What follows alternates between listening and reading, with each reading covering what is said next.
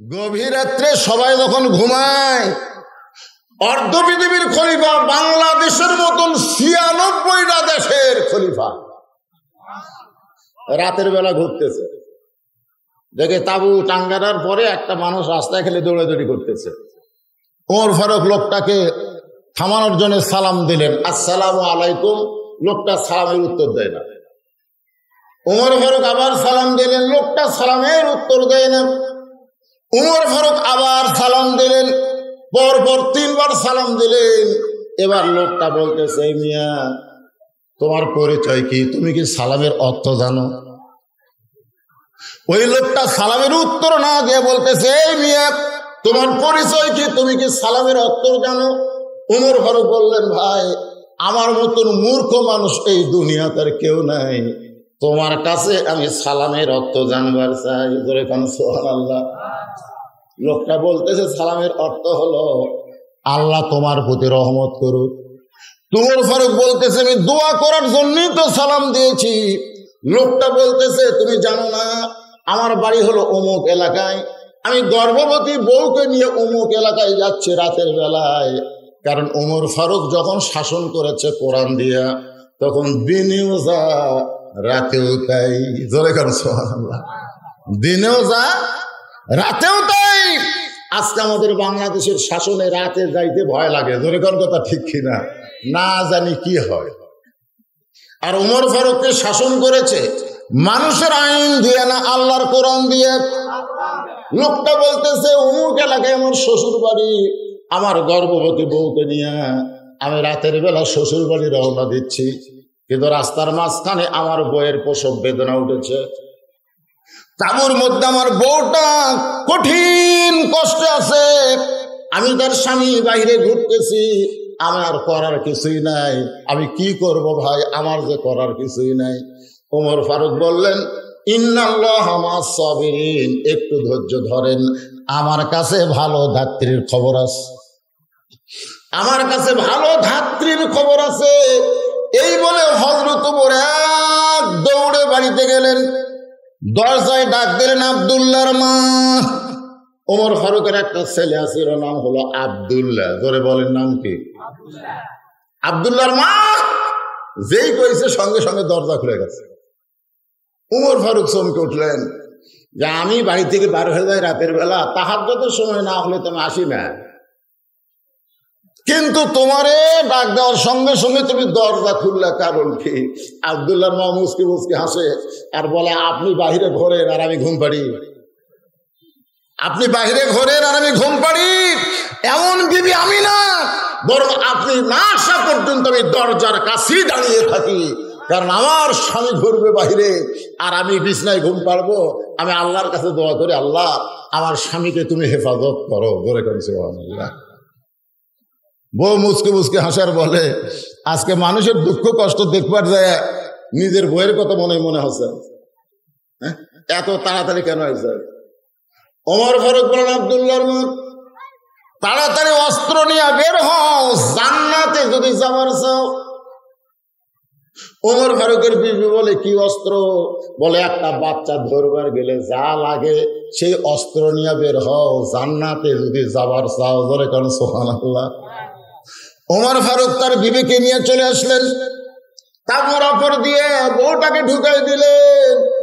কিছুক্ষণ পরে যখন বাচ্চা প্রসব হলো, এমন সময় ওমর ফারুকের বিবি বলতেছে, ইয়া আমিরুল মুমিনিন, আপনার বন্ধুকে খবর দেন, আপনার বন্ধু সন্তানের বাবা হয়ে গেছে।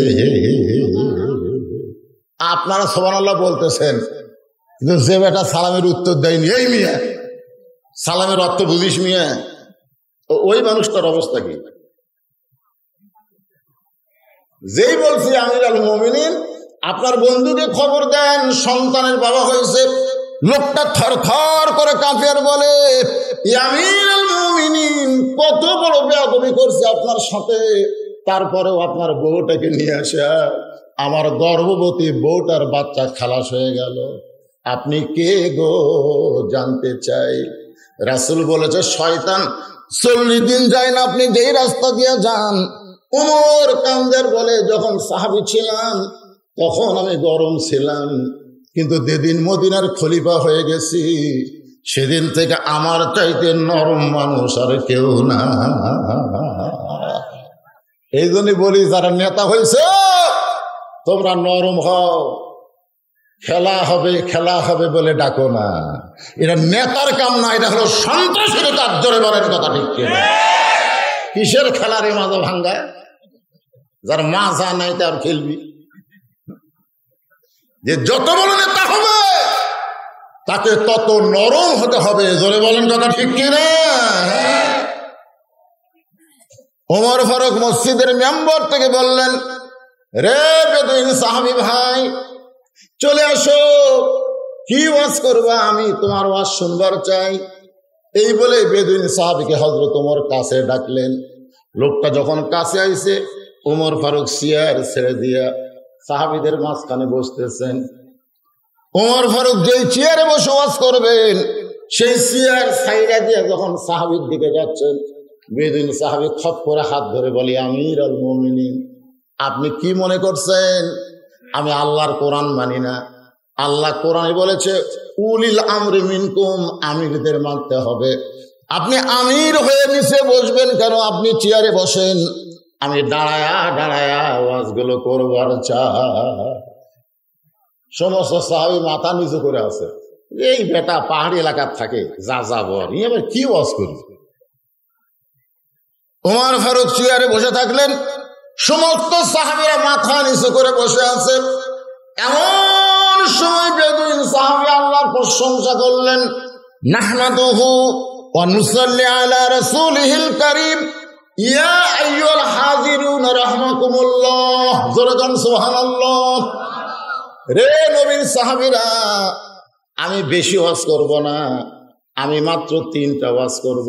জোরে কোন কয়টা? 1 নম্বর ওয়াজ হলো আশহাদু মা লাম আরা, আমি না দেখা জিনিসের সাক্ষী মারি। 2 নম্বর ওয়াজ হলো ইন্নী উহিব্বুল ফিতনা, আমি ফিতনাকে মহব্বত করি। আমার 3 নম্বর ওয়াজ হলো ইকরাহুল হক, আমি হককে পছন্দ করি না। 1 নম্বর ওয়াজ হলো আমি না দেখা জিনিসের সাক্ষী মারি, যে জিনিসটা আমি দেখি না তার সাক্ষী দেই। যেমন বাংলাদেশে অধিকাংশ সাক্ষী হচ্ছে না দেখা। জোরে কোন কথা ঠিক কি না? খালি মিথ্যা সাক্ষী। জোরে কোন কি সাক্ষী? মিথ্যা সাক্ষী। আর সবার কাছ থেকে সাক্ষী নেওয়া জায়েজ নাই তো। এ কোরআনের আইন যখন চালু হবে না, তখন যদি আমার বিরুদ্ধে কেউ সাক্ষীতে দাঁড়ায় যে বদরুল রশিদের বিরুদ্ধে আমি সাক্ষী দেবো, তখন হাকিম সাহেব বলবে কি জানেন? যে তুই তো সাক্ষী দিবার আইছিস, তুই কি ফজরের নামাজ পড়ছিস? সাক্ষীর কাঠ গড়ে থাকে, তাই বলতেছে না স্যার আমি তো নামাজ পড়ি। যেই বেটা নামাজ পড়ে না তার সাক্ষী গ্রহণ করা যাবে না। কারণ যে আল্লাহর নামাজ বাদ দেয় সে শালা মিথ্যা কথা বলতে আর বাঁচবে না। জোরে কোন কথা ঠিক কিনা? কোরআনের শাসন যখন চালু হবে তখন বলবে তুই কি নামাজ পড়ছিস? বলে হ্যাঁ নামাজ পড়ছি ফজরের। বাড়িতে পড়ছিস না জামাতে পড়ছিস? যদি বলে বাড়িতে পড়ছিস, তোর সাক্ষী গ্রহণ করা হবে না। কারণ রাসূল বলেছেন মসজিদে আযান শোনার পরে যেই ব্যক্তি বাড়িতে নামাজ পড়ে এই শালা হলো মুনাফিক। বলে কেন এই শালা কি? এই শালা কি? মুনাফিক। মুনাফিকের সাক্ষী গ্রহণ করা হবে না। যদি বলে আমি মসজিদে জামাতের সঙ্গে নামাজ আদায় করেছি, তখন ইসলামী শাসন থাকলে হাকিম বলবে সামনে কাতারে নামাজ পড়েছিস না পিছনে কাতারে নামাজ পড়েছিস? বলে যে সবার শেষে গেছি, বলে তোর সাক্ষী গ্রহণ করা হবে না। কোরআনের শাসন যখন চালু হবে তিনি সাক্ষী দিবার পারবেন না। সাক্ষী দিবার গেলেও তার যোগ্যতা থাকা লাগবে। এখন যাই তাই সাক্ষী দেয়। হায় হায়, 10,000 টাকা মেরা দিলেই মিথ্যা সাক্ষী দেয়। বেদুইন সাহাবী 1 নম্বর ওয়াজ করেছে আমি না দেখা জিনিসের সাক্ষী দেই। 2 নম্বর ওয়াজ হলো ইন্নী উহিব্বুল ফিতনা, আমি ফিতনাকে মহব্বত করি। যে ফিতনা সম্পর্কে রাসূল বলেছেন আল ফিতনা তো আসাদ্দু মিনাল কতল। এই কথাগুলো শোনেন, আল ফিতনা তো আসাদ্দু মিনাল কতল। ফিতনা সম্পর্কে বলা হয়েছে আল ফিতনা তো আসাদ্দু মিনাল জিনা। ফিতনা হলো জিনার চাইতে মারাত্মক গুনাহ। আজকে গোটা বাংলাদেশে সাধারণ মানুষ কোনো ফিতনা লাগায়নি, আলেম ওলামারা ফিতনা লাগাছে। জোরে কোন কথা ঠিক কিনা? কোন আলেম? ফিতনা কোন আলেম? সে আলেম ছিলেন আপনারা? সামনে কাতারে নামাজ পড়ে, সামনে কাতারে, পাগড়ি ঠিক, টুপি ঠিক, জুব্বা ঠিক, একেবারে নবীর পিছনে আবু বকর রাদিয়াল্লাহু ডানে, সামনে কাতারে তাকবীর উলার সাথে নামাজ পড়ে। ওর মতন বড় হুজুর কেউ নাই। কিন্তু আসরের নামাজের সময় যখন আল্লাহ তাআলা নবীর উপর একটা আয়াত নাযিল করলো, এই যুবকেরা কান দিয়ে শোনো, সময় বেশি বাকি নাই বাজান, যে কোনো সময় ডাক আসবে, আর সেই ডাকে মুরব্বীরা দোয়া করবে, আর যুবকদেরকে মুজাহিদ হয়ে বের হওয়া লাগবে। জোরে কোন কথা ঠিক কিনা? তুরস্কে ভূমিকম্প হচ্ছে, সিরিয়াত ভূমিকম্প হচ্ছে, বাংলাদেশে ভূমিকম্প হবে না, উন্নকম্প হবে, উন্নকম্প। রেডি হও, রেডি হও, তৈরি থাকো। হায় হায় যুবকেরা, তোমরা যে হারে 4G আর 5G মোবাইল নিয়ে, আর মোটর সাইকেল পাশে একটা, পিছনে সিট উঁচা, সামনে দোপা, রাস্তা দিয়ে যখন যায় মনে হয় মির কি বেড়াবে ধরছে খালি।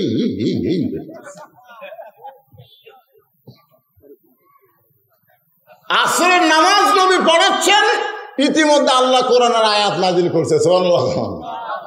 নামাজ শেষ করে নবী বললেন, সাহাবীরা, আজকে নামাজের মধ্যে আল্লাহ আমার উপরে কোরআনের আয়াত নাজিল করেছে। সাহাবীরা বলতেছে, হুজুর আয়াতটা কি? আল্লাহ রাসূল বললেন, ইয়া আইয়ুহান নাবিয়্যু হারজিল মুমিনিনা আলাল কিতাল।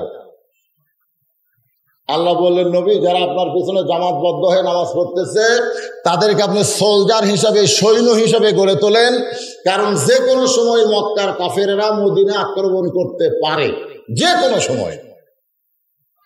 তখন নামাজ দিয়া, দরুদ দিয়া, দোয়া দিয়া কিন্তু মদিনা বাঁচাবার পারবেন না। ওই কাফের বেঈমানদের বিরুদ্ধে সৈন্য হয়ে অস্ত্র ধরা লাগবে। এ কথা কি আমার না আল্লাহ? সঙ্গে সঙ্গে ও যে টুপিওয়ালা বড় হুজুর আবু বকর রাদিয়াল্লাহু ডান ধারে নামাজ পড়ে, ওই নবীর হাঁটুর সঙ্গে হাঁটু লাগায় বলতেছি, ইয়া রাসূলুল্লাহ, এটা না গন্ডগোলের আয়াত। এটা কিসের আয়াত? আল্লাহ রাসূল কই, কে রে এইরকম টুপিওয়ালা জুব্বাওয়ালা সামনে কাতারের মুসল্লি, এই কে রে? আল্লাহ বলতেছেন, আমিনান নাসি মান ইয়াকুলু আমান্না বিল্লাহি ওয়া বিল ইয়াউমিল আখিরি ওয়া মা হুম বিমুমিনিন। ও গো নবী, ওই যতই আপনার পিছনে সামনে কাতারে নামাজ পড়ুক, ও আজ পর্যন্ত মুমিন হতে পারে নাই। ও হলো 1 নম্বর মুনাফিক। আমাদের বাংলাদেশে এই কোরআনের বিজয় যারা চায় না, শুধু কোরআনের ওয়াজ শুনবে, ছেলেদেরকে প্রাইমারি দিবে, মাদ্রাসায় দিবে না, এরা হলো 1 নম্বর মুনাফিক। এ কথা বল না কেন? 1 নম্বর। ছেলের হাত ধরে নিয়ে যে চাকডুম বাগডুম ঘোলাডুম সাজে, ঢাকলো লোক ঢাজর বাজে, বাঁচতে বাঁচতে চললো ঢুলি ঢুলি গেল কমলা ফুলি। উই কি আপনি মরে গেলে রব্বির হামহুমা কামা রব্বানি সগীরা কবি, ওই কবি কবর ভাঙ্গে জাগার দাম আছে রে, এই কবর থিয়া তোরা পড়ে জায়গা থাকে, ভাঙ।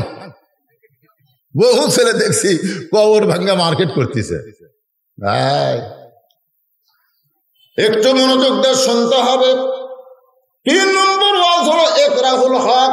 আমি হককে পছন্দ করি না। সঙ্গে সঙ্গে হযরত ওমর ফারুক বললেন, ওয়াজ পাল্টাও। এই তুমি যে 3টা ওয়াজ করছো, ওয়াজ পাল্টাও। কারণ মুসলমানের জমিনে, মুসলমানের সামনে এরকম বেসাইজা ওয়াজ করা যাবে না। যে রাস্তাতে গেলে শয়তান যায় না, সেই নরম মানুষটা বলতেছে ওয়াজ পাল্টাও। ওয়াজ কি করা লাগবে? পাল্টান। পাল্টান বলতেন। আমাকে বাংলাদেশে একজন ওয়াজ করে, আগে কররে বল আখেরের কাজ, ধ্যান যোগে হয় দিলের নামাজ। ও তোমার পাঞ্জে গানা নামাজ পড়া লাগবে না। ওরে শরীয়তের মৌলানা, চোখ 2টা করলা কানা, মনের পর্দা বড় পর্দা তোমরা খুঁজে পাইলা না। আপনার বলেন তো, এই ওয়াজ 90% মুসলমানের দেশে যখন মমতাজ করলো, আমরা কি কোনোদিন কইছি ওয়াজ পাল্টাও? কইছি? বরং আমরা তাকে সম্মান দিয়া সংসদের চেয়ার দিছি। যে নামাজ সম্পর্কে 1 নম্বর প্রশ্ন হবে হাসরের ময়দানে, যে নামাজ সম্পর্কে রাসূল বলেছেন মান তারাকা সালাতু মুতাম্মিদান ফাকাত কাফারা, ইচ্ছা করে একটা ওয়াক্ত যারা নামাজ বাদ দিল তারা কাফের হয়ে গেল। লা সালাতা লা ঈমান, যার নামাজ নাই তার কোনো ঈমান নাই। বাইনাল আবদি ওয়াল কুফরি তারকুস সালাত, বান্দার কাফেরের মধ্যে পৃথক করার জিনিস তার নামই হলো নামাজ। আর মমতাজ বলতেছে আগে করো এমন আখিরের কাজ, ধ্যান যদি হয় দিলের নামাজ, ও তোমার পাঞ্জি গানা নামাজ পড়া লাগবে না। এই সরাসরি কুফরি কথা বলেছে, নবীর বিরুদ্ধে কথা বলেছে, কোরআনের বিরুদ্ধে কথা বলেছে। এরপরেও এর ওয়াজ কেউ পাল্টাবার কয় নাই, বরং সম্মান দিয়া তাকে সংসদে আসন দিয়া দিছে। এ কথা বল লাগে, ইমান থাকবে চুপ করে থাকে।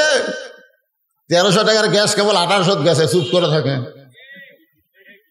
দোকানদার বলতেছে, যা বলতে কে ভাই গতকাল 1300 কিনলাম, আজ 1800 দেন। দোকানদার বলতেছে কি, কানে কানে বলতেছে কিনে থন, আরো কিনে থন, সামনে রোজার মধ্যে কিন্তু দাম বাড়বি। চুপ, ওই চুপ করে 3 বোতল আরো বেশি কিনছে, রোজার মধ্যে দাম বাড়বি রে। আমি কইলাম কে রে ভাই, 1 বোতল না কিনা 3টা বোতল। চুক্তি হুজুর যদি টাকা থাকে তাহলে আপনিও কিনেন হুজুর। দেখছেন চুপ চুপ করে 1 বোতলের জায়গায় সব 2 বোতল করে গ্যাস কিনতেছে, এখনো জবান খুলতেছে না। জোরে কথা বল না কে, 1300 টাকার গ্যাস 1350 হবে রে, কিন্তু 1800 দামি কেন? মুসলমানের জবান খোলার দরকার আছে না? কথা বল না কেন, তো জবান খোলেন না কেন? কিছু হবে রে, যাই কোনো কিছু হবে না, ওই মরা মাত্র বেঈমান হয়ে যাবে। জবান খোলা কিছু হবে না মানে খাড়া হয়ে পেশাব করে, জবান খোলে না। এই মসজিদের জায়গা নাউজুবিল্লাহ নাউজুবিল্লাহ, কি মুরব্বি নাউজুবিল্লাহ কেন বলে? ছেলেরা খাড়া হয়ে পেশাব করতেছে, নাউজুবিল্লাহ। আর একজন কয় নাউজুবিল্লাহ, উঠিতে নাউজুবিল্লাহ কইলাম আছে। গাড়িতে গ্যাস কম করে পড়ো, পেঁয়াজ কম করে খাও। যখন ওই পেঁয়াজের দাম বেশি হয়েছিল 1 পোয়া করে কিনছে, ইন্নাল্লাহ মা সাবিরিন, কম করে খা। এখন গ্যাস কম করে পড়ো, বাড়িতে এসে ধৈর্য ধরতেছে। বাড়িতে এসে বইয়ের কাছে কয়ে লাভ নাই তো, যেটি খারাপ হয়ে পেশাব করতেছে আপনি ওর পাশে যান, যা এখন ওই এত দূরে সেম টানবি যে কান আটকে যাবি। জোরে কর কথা, ঠিক না? কি কথা বলার দরকার আছে না? কথা বলা লাগবি তো। বাংলাদেশে খালি কথা বন্ধ হওয়ার কারণে জালিমের জুলুম দিন দিন বাড়তেছে। জোরে কর কথা বল না কেন? খালি কথা বন্ধ, কথা বন্ধ, একটা কথা বল। আমরা 2-1টা বলবি যারা কথা কয়, আমাকে ধরে লেজে বেরিয়ে যেত।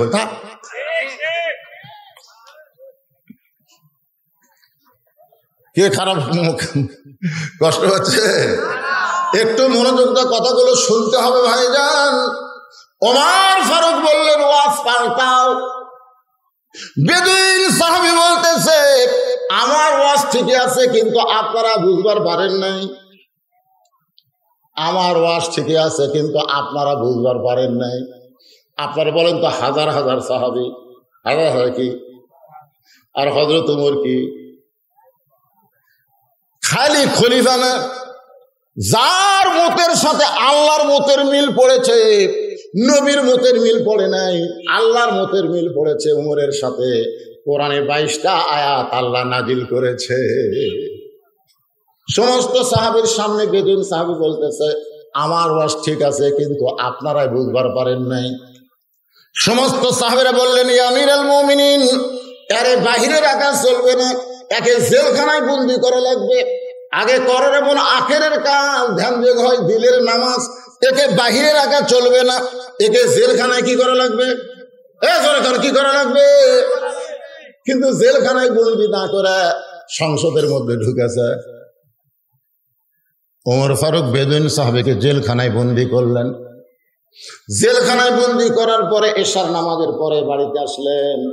ভাইজান একটু মনোযোগ দিয়ে কথাগুলো শুনবেন। বাড়িতে আসার পরে ওমর ফারুকের খানা রেডি করে রাখছে তার বউ। ওমর ফারুকের বিবি খানা রেডি করে রাখছে।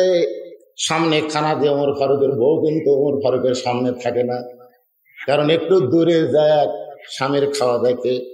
প্রত্যেকদিন স্বামী খাবার শুরু করে বিসমিল্লাহ বারকাতিল্লাহ বলে, লাকাল হামদুলিল্লাহ শুকর বলে মুখে দেয়।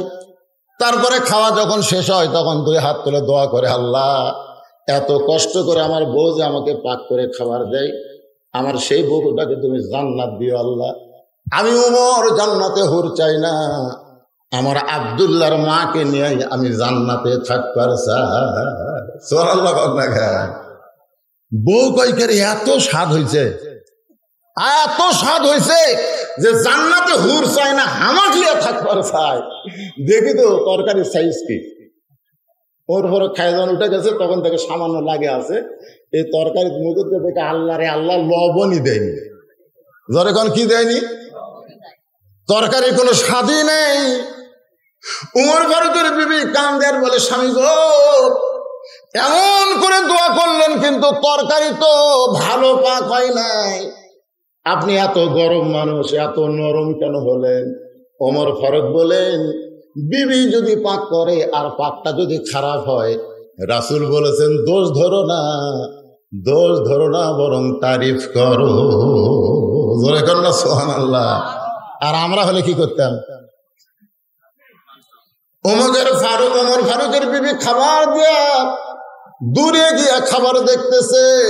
ওমর ফারুক দোয়া দরুদ পড়ে রুটি ছিঁড়ে হালুয়া নিয়ে যখন মুখে দিবার যাবে, এমন সময় ইমান বলতেছো, মা তোমাকে ক্ষুধা লাগতেছে, তুমি খাইতেছো, কিন্তু যাকে জেলখানায় বন্দি করেছ সে খাইছে কিনা একটা বার খবর নিছ। ইন্নাল্লাহা ইয়ামুরুকুম আন তুআদ্দুল আমানাতি ইলা আহলিহা ওয়া ইযা হাকামতুম বাইনান নাস আন তাহকুমু বিল আদল। জোরে বলেন সুবহানাল্লাহ। ওমর তোমারে ক্ষুধা লাগছে, তুমি খাইতেছো, কিন্তু তুমি যাকে জেলখানায় বন্দি করে রাখছো সে খাইছে কিনা একটা বার কি তার খবর নিছো? সঙ্গে সঙ্গে হযরত ওমর নিজে না খাইয়া ওই খাবার টোপলা করে জেলখানায় বেদুইন সাহাবীর কাছে গিয়ে বললেন, ভাই এই খাবারটুকু আপনার জন্য বরাদ্দ হয়েছে। বেদুইন সাহাবী কান্দের বলে, কোরআন দিয়ে যখন রাষ্ট্র চলবে এমন নেতা মুসলমান দেখতে পাবে যে নেতা না খাইয়া জেলখানার কয়েদির কাছে খাবার পৌঁছাইয়া দিবে। লিল্লাহ আকবার। এই কোরআন দিয়া যখন রাষ্ট্র চলবে তখন নেতা না খাইয়া জেলখানার কয়েদির কাছে খাবার পৌঁছায় দিবে। ওমর ফারুক চমকে উঠছে, আমি খাইনি, এই বেটা কেমন জানলো? ওমর ফারুক কিছুই বললেন না, কিছুই বললেন না। অনেক কিছু জানার পরেও প্রশ্ন করা ঠিক না, ঠিক না। ওমর ফারুক কিছু না বলে চলে আসলেন বাড়িতে। বাড়িতে আসার পরে নিজের বিছনায় যখন ঘুমাতে যাচ্ছেন, এমন সময় বউ বলতেছে, স্বামী গো আপনাকে না খাওয়ায় আমি কোনোদিন খাই না, আপনি না খাইলে আমি কোনোদিন খাই না। আমি দূর থেকে দেখেছি আপনি খাবার টোপলা বান্ধে কোথায় যেন নিয়ে গেলেন। ওমর ফারুক বললেন, একজন বেদুইন সাহাবীকে জেলখানায় বন্দি করেছি, তার কাছে আমার খাবার পৌঁছায় দিয়েছি, এখন আমি ঘুমাবার চাই। বউ বলতেছে, না খাইলে কি ঘুমান যাবে? আমার যে খাবার আছে আমরা দুইজন একসঙ্গে বাটিয়া খাই। জোরে কোন সুবহানাল্লাহ। এবার ওমর ফারুকের বিবির খাদ্যটুকু নিয়ে ওমর ফারুক আর তার বউ যখন খাবে দোয়া পড়তেছে, পড়েন সবাই, আল্লাহুম্মা বারিক লানা ফিমা রাযাকতানা ওয়া কিনা আযাবান নার। আপনি যে সামনে রেজেক পাইছেন, এই রেজেকের মালিক কে? রেজেক খাওয়াই কে? রেজেক দেয় কে? তাহলে আপনারা যদি কন যে 23 সালে দুর্ভিক্ষ হবে, বাংলাদেশের কোন নেতা যদি কয় দুর্ভিক্ষ হবে, আর আল্লাহ যদি বলে ওমা মিন দাব্বাতিন ফিল আরদি ইল্লা আলাল্লাহি রিজকুহা, পৃথিবীতে এমন কোন বিচরণ সৃজনশীল প্রাণী নাই যার রেজেকের দায়িত্ব আমি আল্লাহ নেই। সুবহানাল্লাহ কর না কেন? তাহলে রেজেক দেওয়ার মালিককে আল্লাহ আমাকে দুর্ভিক্ষ দিবে না রেজেক দিবে? সাপাহারে যায় দেখলাম যে আমের মুকুল ধরছে ভাই, ওরা বলতে হুজুর 10 বছরে এত আমের মুকুল ধরেনি। রেজেকের ব্যবস্থা আল্লাহ করবি, আর এই সালারা কয় দুর্ভিক্ষ হবে। দুর্ভিক্ষ তো হবি, যে সব টাকা মারা মারা বিদেশে পাঠাবি, দুর্ভিক্ষ হবি না? আসলে দুর্ভিক্ষর দেশ বাংলাদেশ না। যেই দেশের আকাশ দিয়ে পাখি উড়ে গেলে পায়খানা করে, মাটির পড়ার 7 দিন পরে ওই পাখির পায়খানা থেকে একটা গাছ হয়। সুবহানাল্লাহ, পাখি করে পায়খানা, আল্লাহ দেয় গাছ। এই বাংলার জমিনে কোনোদিন দুর্ভিক্ষ হবে না, এই বাংলার জমিনে কোনোদিন ভূমিকম্প হবে না। সব ভূতত্ত্ববিদ বলতেছে সিরিয়ায় ভূমিকম্প হচ্ছে, তুরস্কে ভূমিকম্প হচ্ছে, মায়ানমারে হবে, ভারতে হবে, বাংলাদেশ হবে। আমি আল্লাহর কোরআন সামনে নিয়ে বলতেছি আমাদের বাংলাদেশে ভূমিকম্প হবে, খালি বিল্ডিং লড়বি কিন্তু ভাঙবি না। কেন ভাঙবে না? এত মসজিদের দেশ, এত মাদ্রাসার দেশ, করোনা হয়ে গোটা পৃথিবী মিসমার হয়ে গেছিল, কিন্তু আমাদের বাংলাদেশে করোনা আছে, বন্ধ হলো কেন? একজন নেতা সরকারকে বলছে যে এই হাফেজি মাদ্রাসাগুলো খুলে দেন, এই হাফেজি মাদ্রাসাগুলো খুলে দেন, প্রাইমারি বন্ধ থাকে, শালা না ফাঁকেরা বন্ধ থাকে। কি যে হলো, সমস্ত হাফেজি নুরানি এতিমখানা মাদ্রাসাগুলো খুলে দিল।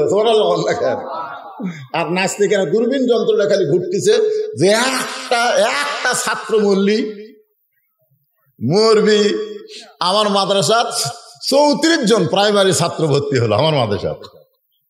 আর বাপের আছে কয় হুজুর প্রাইমারি মনে হয় আর জীবনে খুলবি না, যে করোনা শুরু হয়ে গেছে তো আপনার মাদ্রাসা ভর্তি করলেন। আমি বাপ করে দিয়ে ছাত্রগুলো দোয়া করলাম, আল্লাহ এই করোনা আরো 3 বছর থাক আল্লাহ। তো কয় হুজুর 3 বছর কেন? আমি 3 বছর যদি করোনা থাকে সমস্ত প্রাইমারির কবর হবে, বাংলাদেশের মাদ্রাসা ব্যাঙ্গের ছাতার মতন বেড়া যাবে। জোরে কোন কথা ঠিক না? কারণ আমরা আগডুম বাগডুম চাই না, আমরা জালিকাল কিতাবুল লা রাইবা ফিহি হুদাল লিল মুত্তাকিন চাই। জোরে কোন কথা ঠিক না? আল্লাহর বান্দার একটু মনোযোগ দিয়ে শোনেন। ওমর ফারুক বউকে নিয়ে যখন খাবার দোয়া পড়ে খাবার শুরু করবেন, এমন সময় ওমর ফারুকের ঈমান বলতেছে, ওমর যাকে কারাগারে বন্দি করছো তাকে খাবার দিছো, কিন্তু তার পরিবারের খবর না নিয়ে তুমি কেমনে খাও? কারণ সে যদি বাড়ির কর্তা হয় আর কর্তা যদি জেলখানায় বন্দি থাকে তাহলে তার পরিবারের খবর নেওয়ার দরকার আছে না নাই? আমির হামজা জেলখানায় বন্দি আছে, আমির হামজা জেলখানায় বন্দি আছে, তার বাড়িতে 27 বছরের একটা বউ আছে, 2টা ছোট ছোট বাচ্চা আছে। সকালবেলা কান্দে, বিকেলবেলা কান্দে, আবার বউটা সারা রাত ঘুমায় না, জানলার ধারে দাঁড়ায় দাঁড়ায় কান্দে, আল্লাহ আমার স্বামী চোর নয়, ডাকাত নয়, কোরআনের আয়াত নম্বর, পারা নম্বর, সূরা নম্বর দিয়ে সুন্দর সুন্দর করে কোরআনের তাফসীর করতো। আজকে সেই স্বামী আমার জেলখানায় বন্দি আছে। যদি মুসলিম রাষ্ট্র হতো তাহলে সরকার থেকে তার পরিবারকে খাবার দেওয়া হতো। জোরে বলেন কথা ঠিক কিনা? ওমর ফারুক যখন বউ নিজে খাবার যাবে এমন সময় তার ঈমান বলতেছে, ওমর যাকে কারাগারে বন্দি করছো তাকে না হয় খাবার পৌঁছা দিছো, কিন্তু সে যদি বাড়ির কর্তা হয় তাহলে তার বাড়ির খবর না নিয়ে তুমি কেমনে খাও? ওমর ফারুক না খায় যখন উঠতেছে, বউ বলে কেন উঠতেছেন, খাবেন না? বলে কেমনে খাবো, বন্দি কারাগারকে দিয়েছি খাবার, কিন্তু তার পরিবারকে না দিয়ে কেমনে খায়? বউ বলতেছে আমার খাবার দরকার নাই, আমি আপনাকে টোপলা করে দিলাম, এই টোপলা নিয়ে বন্দি কারাগারের বাড়ির দিকে রওনা দেন। সুবহানাল্লাহ, জোরে গান। নেতা যদি ভালো হয়, নেতার বউ কথা মান না কেন? অধিকাংশ নেতা খারাপ হওয়ার পিছনে হলো তার বউ। এই বউ এটা চাই, ওটা চাই, বাড়ি চাই, গাড়ি চাই, এই শহরত বাড়ি চাই, এই শহরত হবে না, ঢাকা শহরত একটা করবি, 5,000 গাড়ি কিনবি, প্রত্যেক মাসে মাসে মালা পাল্টাবি। এখন নেতা কি করবি? ঘুম চুরি করা ছাড়া বুদ্ধি আছে? জনগণের টাকা মেরে খাইয়া নেতা বইয়ের মনের আশা পুরাচ্ছে। হাই রে হায়, দেখেন নিজের বউ না খেয়ে টোপলা বান্ধে স্বামীকে বলতেছে। তাহলে চলে যান বন্দি কারাগারের বাড়ির দিকে, বেদুইন সাহাবীর বাড়ির দিকে হযরত ওমর গভীর রাত্রে রওনা দেয়। পাহাড়ের পাশে বাড়ির দরজায় ছোট্ট একটা বাচ্চা বাবা বলে কাঁদতেছে, ছোট্ট একটা 7 বছরের বাচ্চা। বাবা, বাবা তুমি কোথায় গেলে বাবা? সকালবেলা বাড়ি থেকে বের হয়ে গেছো, এত রাত হয়ে যায়, এখন পর্যন্ত তুমি কেন আসো না বাবা? তুমি কি জানো না বাবা, তোমাকে ছাড়া আমি খাই না বাবা, তোমাকে ছাড়া আমি কোনোদিন ঘুমাই না। ওমর ফারুক বুঝতে পারলেন এটাই হলো বেদুইন সাহাবীর সন্তান।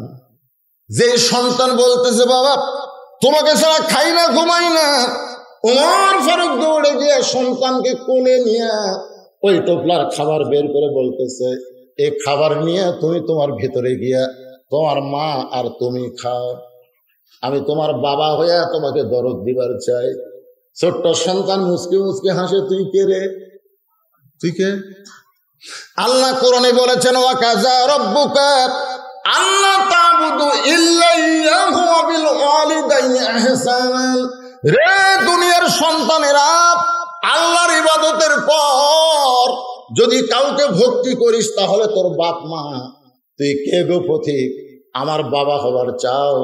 তুমি জানো না আমার বাবা ছাড়া দুনিয়ার কাউকে আমি বাবার আসন দিব না। জোরে কর না সুবহানাল্লাহ। 7 বছরের বাচ্চা বলতেছে, কে গো পথিক তুমি আমার বাবা হবার চাও? তুমি জানো না আমার এই কলিজার মধ্যে আমার বাবার জায়গায় আমি অন্য কাউকে জায়গা দিবার পারব? আপনাদের ছেলেরা কি করতেছে? বাপের সামনে দিয়ে শ্বশুরক সালাম দেয়, বাপের সামনে হেঁটে দেয়, শ্বশুর করে আসসালাম আব্বা, কেমন আছেন আব্বা, চলেন আব্বা চা খাই। আছে না নাই? যেরকম আছে না নাই? বাপক সালাম দেয় না, শ্বশুরক সালাম দেয়। আরে 1 কোটি মানুষও সালাম দিলে আপনি যে সব পাবেন, নিজের বাবাকে সালাম দিলে তার চাইতে বেশি সব পাবেন। কারণ অন্য মানুষের ওয়ালাইকুম আসসালাম কবুল হতেও পারে, নাও পারে, কিন্তু বাপকে যখন বলবেন আসসালাম আলাইকুম আব্বা, বাপ যদি কেউ ওয়ালাইকুম আসসালাম বেটা, সাথে সাথে আল্লাহ কবুল করবে। জোরে করে সুবহানাল্লাহ। তাই বলে আমি শ্বশুরও সালাম দেওয়া নিষেধ করতেছি না, শ্বশুরকে দেন, কিন্তু ফরজ আর নফল বোঝা লাগবে না। বাপ কি আর শ্বশুর কি? নফল। বইয়ের 5 দূরে বাড়ি দেন, ওই আর আব্বা থাকবি, ও যে এত আব্বা আব্বা করতেছে। শাশুড়ি আর বউ বসে আছে, এখন ছেলে বলতেছে, আম্মা আমি দুবলহাটি বাজার যাচ্ছি, আম্মা আপনি ডাব খাবেন না গ্লুকোজ খাবেন? বউ বলতেছে আমার মা দুটাই খায়। ওই বলতেছে আম্মার জন্য আজকে ডাবো আনবো, গ্লুকোজ আনবো। কি ভদ্র জামাই, আম্মার জন্য ডাব গ্লুকোজ কিনবি। ব্যাগলা যখন বের হচ্ছে দরজাত মা খাড়া গেছে, দরজাত মা খাড়া গেছে। মায়ের দিকে না তাকায় যখন সামনের দিকে যাবার চাই, মা কান্দে আর বলে, আজকে 3 দিন হলে তোর সোনার মুখটা আমি দেখি নাই। কে রে বেটা, আমার সঙ্গে দেখা করিস না কেন? আমি দরজায় তোর মুখটা দেখার জন্য দাঁড়ায় আছি, আর তুই মাথা নিচু করে কোথায় যাচ্ছিস? দুবলহাটি বাজারে যাচ্ছি। তার আমার জন্য 10 টাকার পান আনিস। ছেলে বলতেছে এই জন্যই তো টাকাই নেই, খালি খাই খাই করো, খালি খাই খাই। 10 টাকার পান মা খাই খাই, আর শাশুড়ি করে ডাব কিনবে, গ্লুকোজ আনবে। এইরকম পাটা আছে না নাই? এরকম আছে না নাই? একটু মনোযোগ দিয়ে শোনেন। ছোট বাচ্চা বলতেছে, তুমি কে গো? তবে আমি জানি তুমি অত্যন্ত ভালো মানুষ। তুমি যদি ভালো মানুষ না হও তাহলে এই গভীর রাত্রে আমার সামনে খাবার নিয়ে কেন আইছো? আমাকে বাবার আদর দিবার চাও, কিন্তু শোনো আমার বাবা ছাড়া আমি খাইও না, কোনোদিন ঘুমাই না। সঙ্গে সঙ্গে হযরত ওমর ওই 7 বছর বাচ্চাকে কান্দে নিছে। সুবহানাল্লাহ। অর্ধ পৃথিবীর খলিফা হযরত ওমর ওই বাচ্চাকে কান্দে করে নিয়ে কারাগারের কাছে এনে বলতেছে, ওই দেখো কারাগারের মধ্যে তোমার বাবা। সঙ্গে সঙ্গে ছেলেটা কারাগারের কাছে গিয়া দরজায় জানিয়ে বলে, বাবা সকালবেলা বাড়ি থেকে বার হয়েছ, সন্ধ্যা ঘনিয়ে গেল, তুমি বাড়িতে যাও না, তুমি এই জায়গায় কেন বন্দি অবস্থায় আছো? তুমি এমন কি অপরাধ করছো বাবা? আমার দুই চোখে তোমার চাইতে ভালো মানুষ এই দুনিয়াতে আর কেউ না। বাবার মতন সবাই বলে, এই যুবকেরা একটু বলো, বউ পায়া বাপ ভুলে যায় না। বাবার মতন আপন বন্ধু নাই রে দুনিয়া। কি গুনাহ হবে? গুনাহ হবে। বাবার মতন আপন বন্ধু নাই রে দুনিয়ায়। নিজে না খাইয়া বাবা, নিজে না খাইয়া বাবা সন্তানকে খাওয়ায়। বাবার মতন আপন বন্ধু নাই রে দুনিয়ায়। বাবা এই জেলখানায় বন্দি থাকলে মানে অপরাধ করে। তুমি কি চুরি করছো বাবা? তুমি কি অপরাধ করে জেলখানায় বন্দি? আর তোমাকে কে জেলখানায় বন্দি করেছে? খালি একবার নাম কও, খালি একটা বার নাম কও বাবা, আমি তাকে সাইজ করবার চাই। ওমর ফারুক একটু দূর থেকে মুসকে মুসকে হাসতেছে, কারণ প্রকৃত বাবা সন্তান তো তারাই যারা বাবার কষ্ট দেখলে সহ্য করতে পারে না। সুবহানাল্লাহ না কেন? ওমর ফারুক মুসকে মুসকে হাসতেছে, খালি নাম কও আব্বা, বাবা খালি নাম কও, কে বন্দি করতে? খালি নাম কও, ওকে আমি সাইজ করবো। কে রে তুই? 7 বছরের পুচকে, কিন্তু কলজার মধ্যে বাবার দরদ আছে। বাবার কষ্ট দেখলে কোন বৈধ সন্তান সহ্য করতে পারে না। আর বাপ নাও বউ আপনার শ্বশুর 15 আইটেম খিলাই, আর আপনার বাপ গেলে আমার জীবনে ঘটছে তো তাই। আমার জীবনে সোমবারে শ্বশুর আসবি, ইলিশ মাছ খায়, পাতাশে খায়, লুচি খায়, এশিয়ার দই মিষ্টি খায়, সব কিনে দিচ্ছে। 15 আইটেম খিলাচ্ছে, খালি দিচ্ছে। আর শ্বশুর বলে আর দিস না মা, আর দিস না মা। আরে এক টুকরা খান আব্বা। আমি দূর থেকে দেখি আর কই মেয়ের আসলে বাপকে খুব ভালোবাসে, আলহামদুলিল্লাহ। কিন্তু কয়েকদিন পরে দেখি আমার বাপ এক খালি বিস্কুট দিছে, মগজ দিচ্ছে, খাচ্ছে, চাবাচ্ছে, কিছুক্ষণ পরে খালি লোক মারতেছে। আমি কই কে? আব্বা বিস্কুট খাই, লোক মারে খায়। তো কাছে এসে সালাম দিলাম, আসসালাম আলাইকুম আব্বা। আব্বা সালামের উত্তরই দেয়নি, উত্তরই দেয়নি। কি বিস্কুট কিনিস? তুই ভালো বিস্কুট বুঝিস না? যতবার আছি এই বিস্কুট দেয়, খেলে দাঁতে হাতে লাগা যায়। আমি একটা বিস্কুট দিয়ে মুকুট দিয়ে দেখলাম বিস্কুট ড্যাম হয়ে গেছে, মানে অনেক আগে কিনেছি, আমার বইয়ের মনেই নেই। ওই বিস্কুট বিলাইও খাবি না, পিঁপড়াও খাবি না, সেটা দিয়েছে আমার বাবা।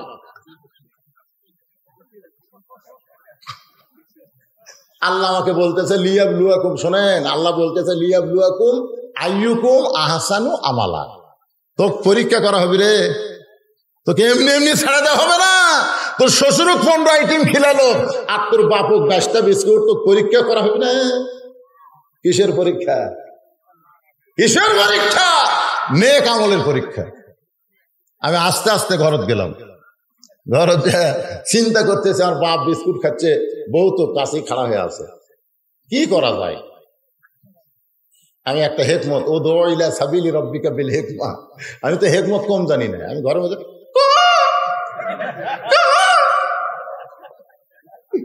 আমার বউ দৌড়াছে, তোর সরম নাই, বাপ বসে আছে, তুমি কুকিলের মতো।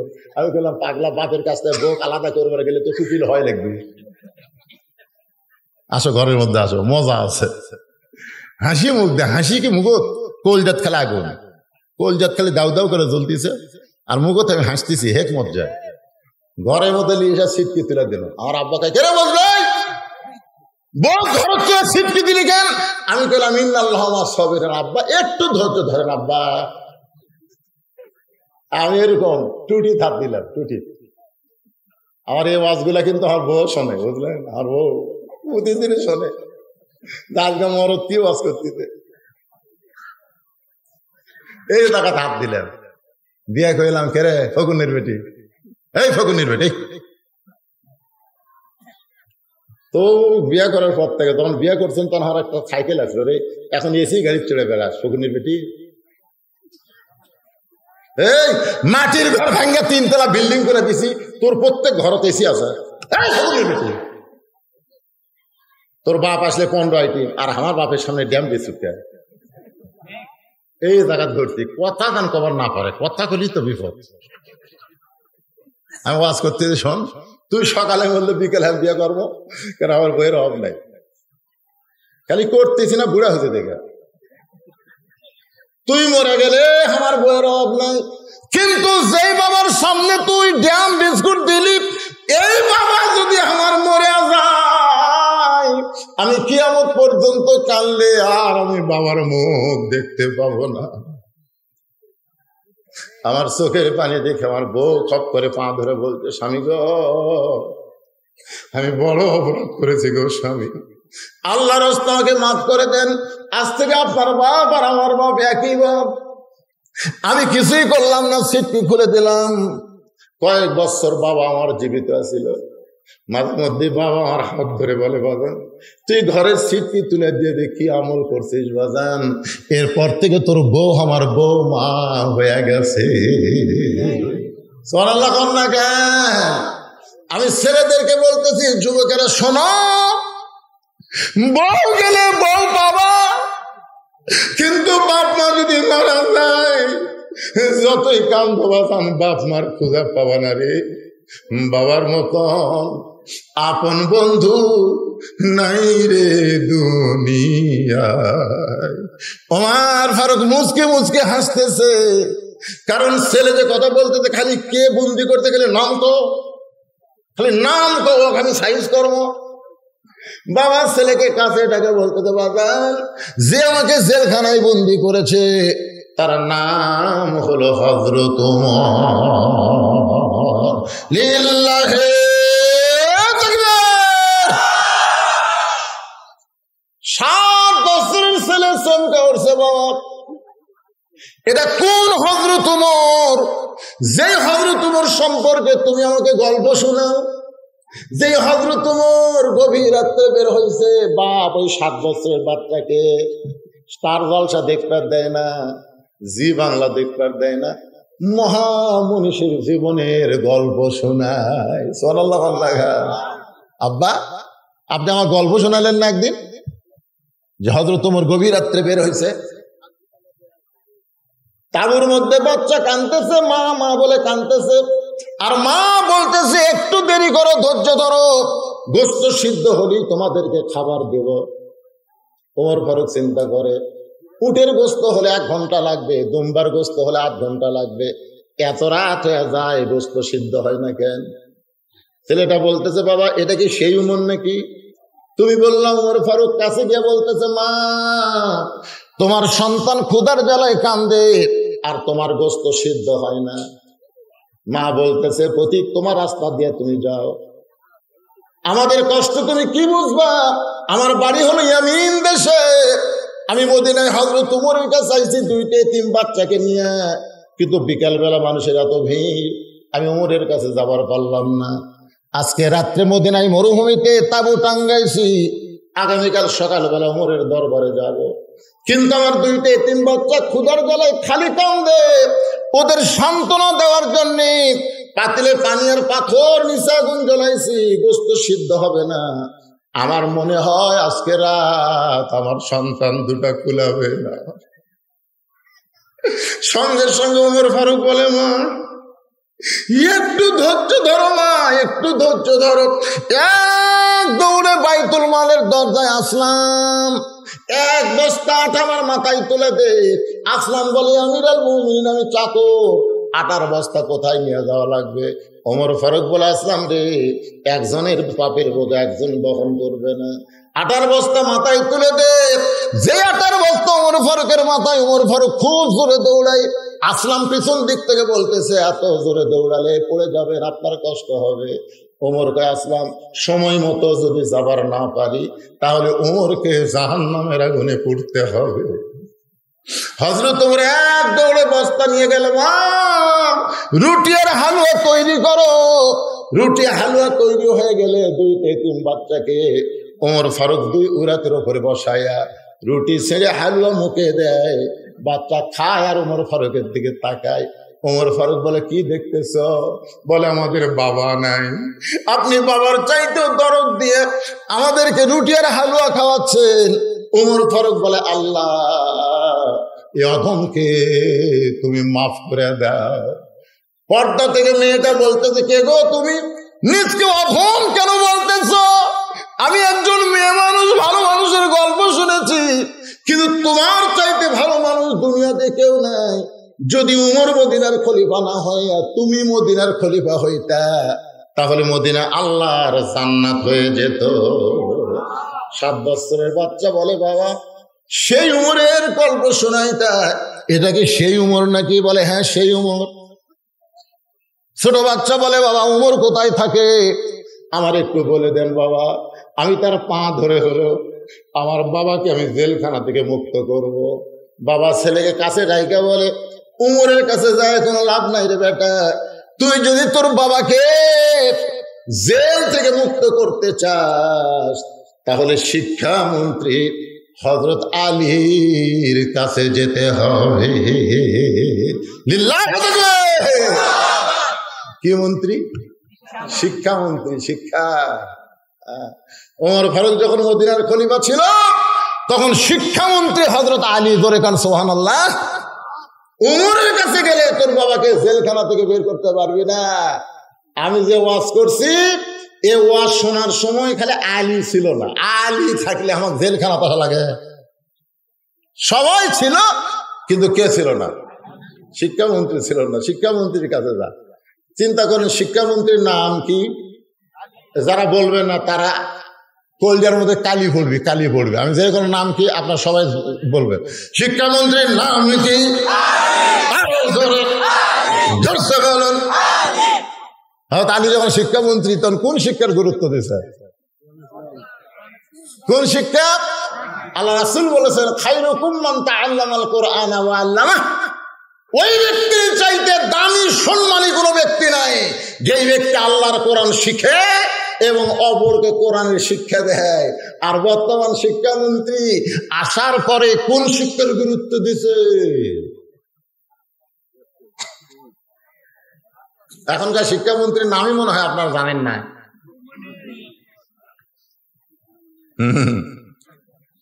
বিবর্তনবাদ। বান্দর থাকে নাকি আমরা মানুষ রে? কিরে বান্দরের জাত, এ ওঠে করে মুরব্বী, ওঠে করে কি শেষ করে দেব? কারণ এই বছর যেখানে ওয়াজ করতেছি সেখানেই বলতেছি এটাই আমার শেষ ওয়াজ। কারণ সামনে আর ওয়াজ করার চান্স খুব কম। কারণ এত অসুস্থ হলে আমি আইসি ভাই জান, আমি এত অসুস্থ আমার পাঞ্জাবি খুলে দিল আপনাকে দেখাইতে চোখতে পানি আসবি। তাহলে আপনারা বসে থাকেন, একটু হাসি খুশি দিয়ে ওয়াজ করি। ওয়াজের টাইমে টেজত গেলে আমার গোটাল শরীর মনে হয় যে কষ্ট লিয়েন না ভাজান। ওইদিকে হয়েছে কে করে রে? ওদিকে কি মেলা লাগছে নাকি? কোরআনের মাহফিলকে বাদ দিয়ে দুবল হাটির যারা মেলার মধ্যে ঘুরতেছে, ওই রাজার সাথে তারকে হাসন নাসর হবে। জোরে কথা ঠিক কিনা? রাজার বাড়ি পড়ে আছে, রাজার বাড়ি রাজা নাই রে। মুসলমানের বাচ্চা তুমি, আর এত সুন্দর কোরআনের আলোচনা হচ্ছে, আর তুমি মেলার মধ্যে হয়েছে করো মুসলমানের বাচ্চা। একে জন্মে সমস্যা আছে। উতুল্লিম বাদা জালিকা জানিম, আমার কথা আল্লাহর কথা, আল্লাহর কথা। মোরগ যেরকম মুরগি পড়া হেলতে কাম করে, ওই শালারা সেই রকম করেছে। মোরগ দেখছেন মুরগির সাথে আল্লাহ নবীর নাম নেই, কিছু নেই, বক্তা। আপনি কি করে যাচ্ছেন? পেটের মধ্যে একটা বাচ্চা আসবে, তার দোয়া দরুদ নাই। এ কথা কোন দোয়া দরুদ নাই? কি কথা রে ভাই? না দরকার না, ওই পরক আসার দরকার এমনি জায়গা হচ্ছে না। এই যারা খাড়া হয়ে আছে ঘন্টার পর ঘন্টা। তাহলে যদি তোমার বাবাকে জেল থেকে বার করবার চাও, তাহলে কার কাছে যাও?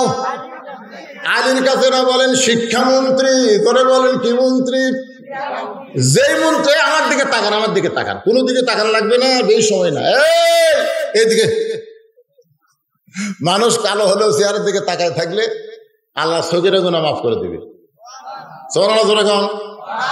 কি মনে করছেন মানুষ কালো দেখে তাকাবেন না? হ্যাঁ, টাকা থাকেন, টাকা থেকে অশোনেন।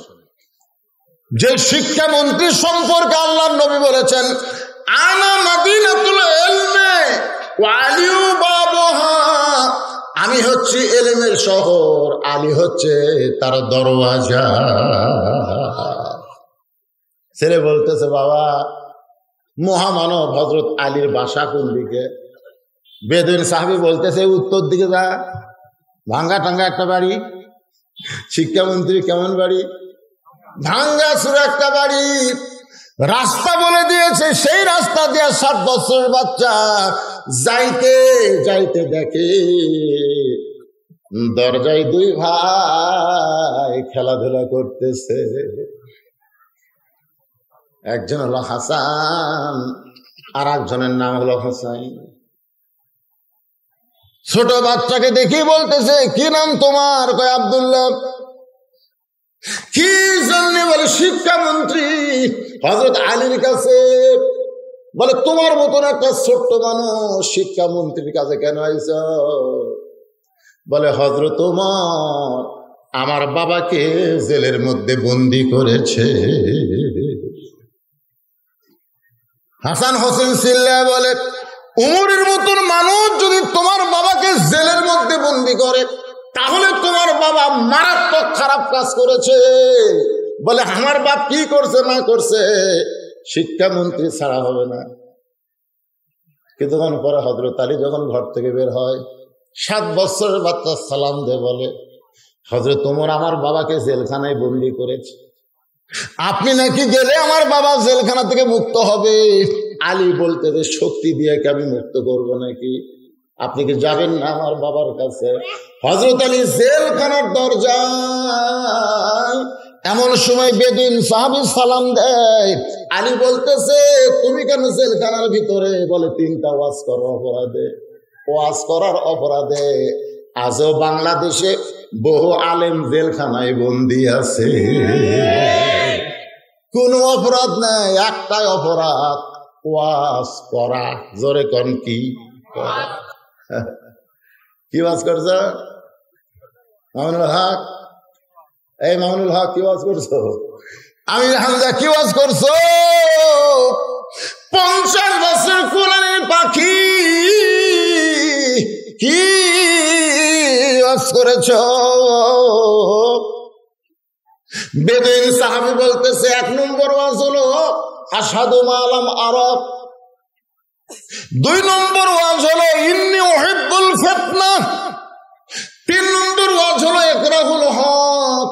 আলী মুস্কি মুস্কি হাসে, চোখের পানি ছাড়ে, চোখ দিয়ে পানি ছাড়ে, আবার মুস্কি মুস্কি হাসে। এত সুন্দর ওয়াজ এই পৃথিবীতে আর না। শিক্ষামন্ত্রী কি কয়? এত সুন্দর ওয়াজ পৃথিবীতে আর নাই। ছোট্ট বাচ্চা বলতেছে, তাহলে হযরত ওমর আমার বাবাকে বন্দি করলো কেন?